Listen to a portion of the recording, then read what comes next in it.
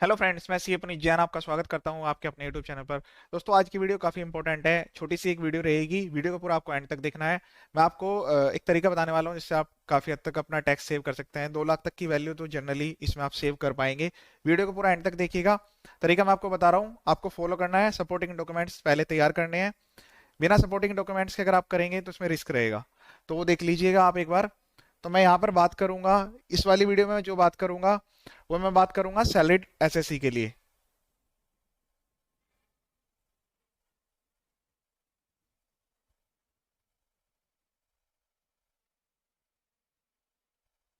जो भी income tax में सैलरीड एसएससी हैं, वो अपना इनकम टैक्स सेव कर सकते हैं एचआरए के थ्रू। एचआरए होता है हाउस रेंट अलाउंस।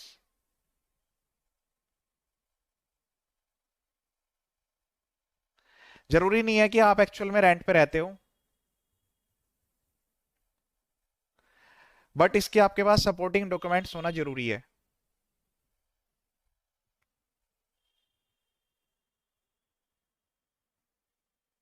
इसके लिए आपको क्या करना होगा, आपको एक रेंट एग्रीमेंट तैयार करना होगा।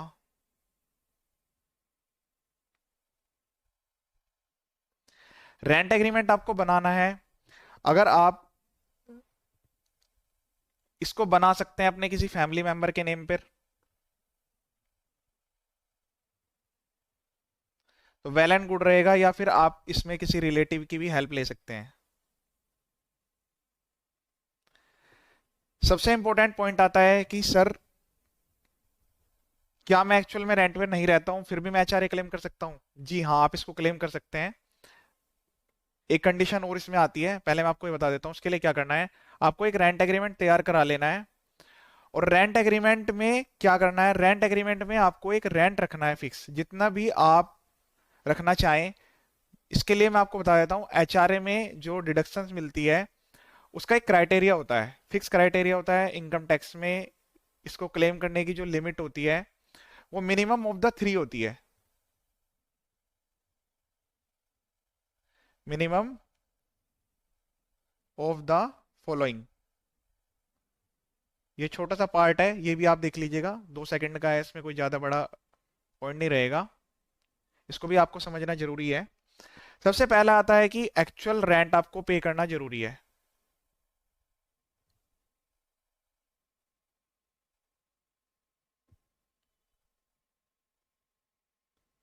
And HRA receipt.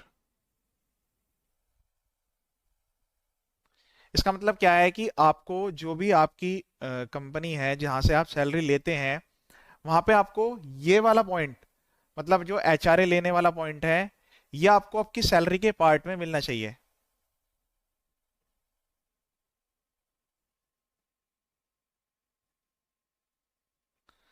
ठीक है, ये आपका पहला पॉइंट रहा है कि आपको एचआरए एक्चुअल में मिलना जरूरी है। ठीक है। जो सेकंड पॉइंट आता है, अगर मैं सेकंड पॉइंट की यहां पर बात करूं, तो उसकी लिमिट होती है। लिमिट क्या होती है?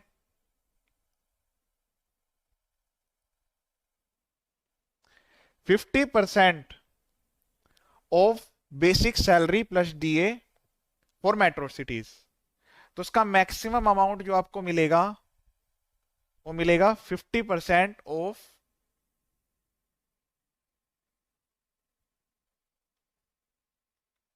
Salary plus DA metro cities, और 40% of salary plus DA non metro cities.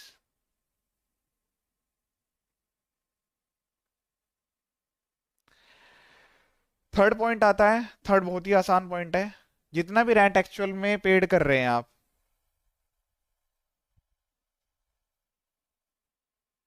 Minus 10% of salary plus DA.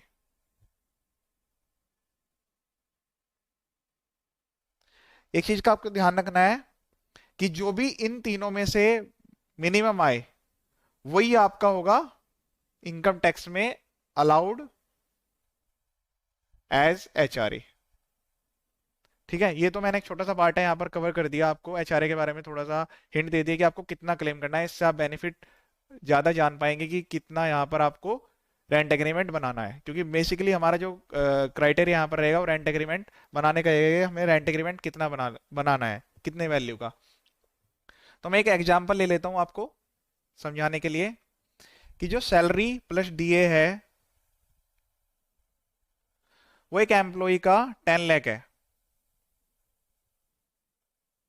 ठीक है। तो अब यहां पर अगर मैं बात करूं कि मुझे मैक्सिमम एचआरए कितना मिल सकता है और मुझे कितना रेंट रखना होगा ताकि मैं रेंट एग्रीमेंट तैयार करूं,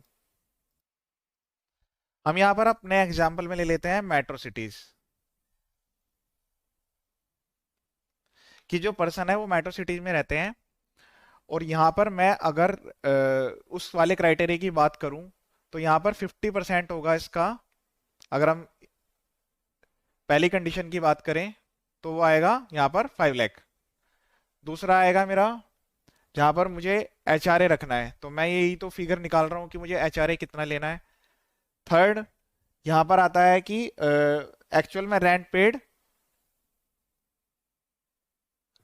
-10%। इसका मतलब हो गया, यहाँ पर मैं सीधे सीधे वैल्यू लिख देता हूँ, क्योंकि मैंने यहाँ पर 1 लाख 10 लाख लिया है, तो यहाँ पर वैल्यू जो आएगी वो 1 लाख आएगी।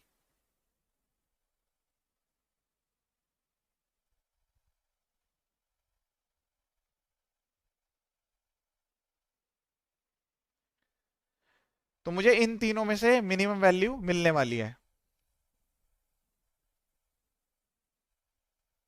तो मैं आपको यहाँ पर सजेस्ट करता हूँ कि आपकी जो वैल्यू है वो आप रखें 20,000 रुपये पर मंथ के हिसाब से रेंट रखें, क्योंकि ये एक जस्टिफाइबल फिगर है मेट्रो सिटीज में। वैसे अगर 15 भी रखेंगे तो भी कोई प्रॉब्लम नहीं है, इन दोनों में से कोई भी रख सकते हैं, कि आप एक मेट्रो सिटीज में नॉर्मल कहीं पर भी आप फ्लैट या घर लेते हैं तो इन दोनों फिगरों को आप जस्टिफाई कर सकते हैं कि हाँ एक अगर हम बात करें 2-3 BHK आराम से आसानी से आपको मिल जाता है, अगर हम मेट्रो सिटीज में बात करें तो। तो यहाँ पर जो मेरी वैल्यू निकल के आएगी, मुझे जो अपने एम्प्लॉइज जो मुझे अपने एम्प्लॉयर से लिखवा के लेना है,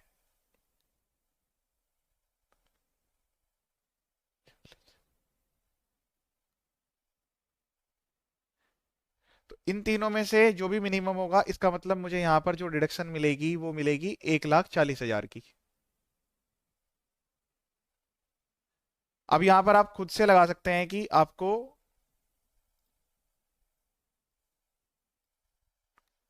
1,40,000 पे कितना टैक्स बचेगा। अगर आप 20% के स्लैब मारे हैं तो कितना बचेगा, 30% के स्लैब मारे हैं तो कितना बचेगा। एक यहाँ पर मैं इंपॉर्टेंट नोट आपको बता देता हूँ, आप इस चीज का ध्यान रखिएगा। अगर आप न्यू टैक्स रिजाइम में जा रहे हैं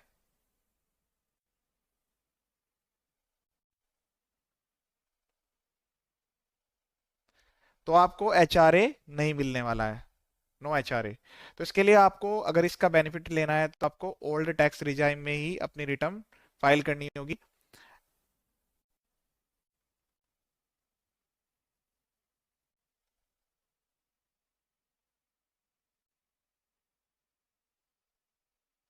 तो मैंने एक एग्जांपल लिया यहाँ पर कि 20,000 रुपये महीने का अगर मैं रेंट एग्रीमेंट बना देता हूँ तो मुझे 1,40,000 की छूट मिलेगी। मेरे एग्जांपल में मैंने 10 लाख की वैल्यू ली थी, अगर आपकी सैलरी ज़्यादा है तो आपको यहाँ पर डिडक्शन ज़्यादा मिल जाएगी, 2 लाख रुपए तक भी आराम से मिल जाएगी, 2-2.5 लाख रुपए तक, क्योंकि मैं यहाँ पर वैल्यू को रेस्ट्रिक्ट करूंगा कि 20,000 15,000 से ज़्यादा का ना बनाए, ठीक है। अब यहाँ पर मैं एक चीज़ का और आपको बता देता हूँ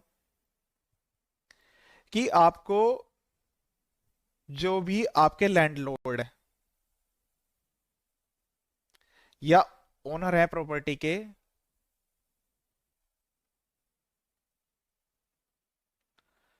उनसे आपको पैन कार्ड की जरूर लेनी है। सेकंड, आपको ऑनलाइन ट्रांजैक्शन करनी है, ऑनलाइन ट्रांसफर या एनईएफटी करना है, या फिर यूपीआई भी आप कर सकते हो, एक्सेट्रा, ऑन मंथली बेसिस।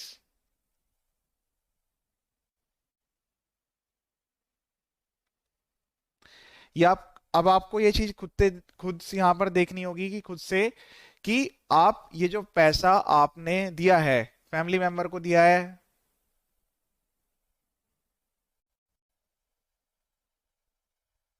या रिलेटिव को दिया है। तो आप ये पैसा उनके पास रखना चाहते हैं या उनसे वापस लेना चाहते हैं, ये मोड किस तरह से आप वापस लेंगे, क्या करेंगे, वो आपको खुद से डिसाइड करना है। बट आपके अकाउंट से ये जो अमाउंट है,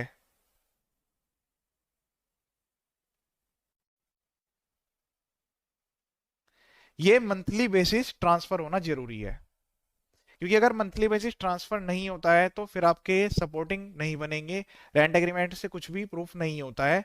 अब मैं आपको यहां पर एक चीज और बता देता हूं कि अगर वैल्यू आप रखते हो रेंट की अप टू 1 लाख, तो इस केस में पैन कार्ड की रिक्वायरमेंट नहीं होगी।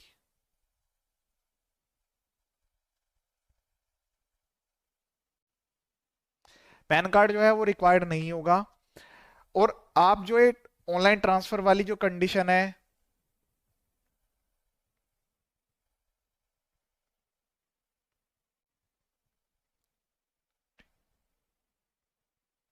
इसको भी फॉलो करने की रिक्वायरमेंट नहीं आएगी। मीन्स आप इसको सिंपल रेंट रिसीट पे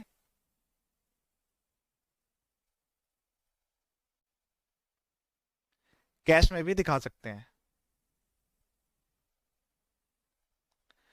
एक पॉइंट और मैं कवर कर देता हूं, मैंने यहां पर जो ऊपर कवरेज लिया है वो मैंने केवल मेट्रो सिटीज के लिए लिया है। मैं नॉन मेट्रो के लिए भी आपको हिंट दे देता हूं एक बार।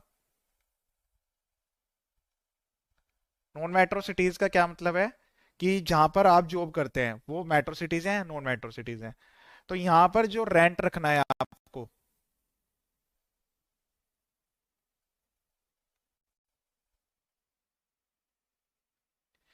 ये आपको रखना है 8,000 टू 12,000 के बीच में। ये जस्टिफाइबल भी रहता है और आप इसका इजीली इसको प्रूफ भी कर पाएंगे।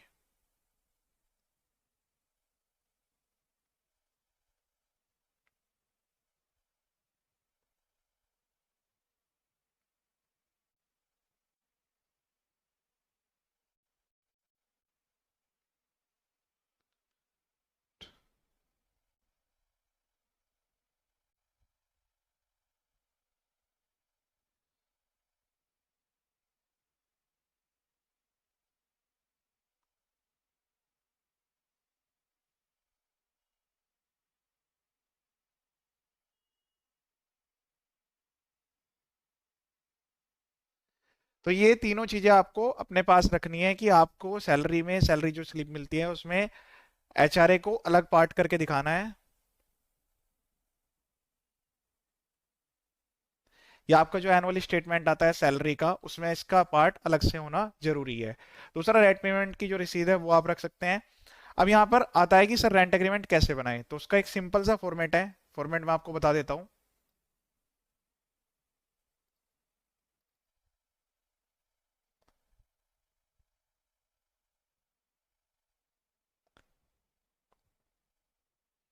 ये एक सिंपल सा फॉर्मेट है, 2 पेजेस का है। इस 2 पेजेस में हमने यहाँ पर बेसिक डिटेल्स कवर किए हैं, जहाँ पर यहाँ पर एक तरफ आपका नाम आएगा, दूसरे दूसरे पार्ट में, फर्स्ट पार्ट में जो है लैंडलॉर्ड, मतलब जो भी आपके फैमिली मेंबर्स हैं, सपोज कि आपके पेरेंट्स के नाम पर प्रॉपर्टी है, या हस्बैंड वाइफ के नाम पर किसी के भी नाम पर प्रॉपर्टी है, या फिर किसी रिलेटिव के नाम पर प्रॉपर्टी है, ठीक है।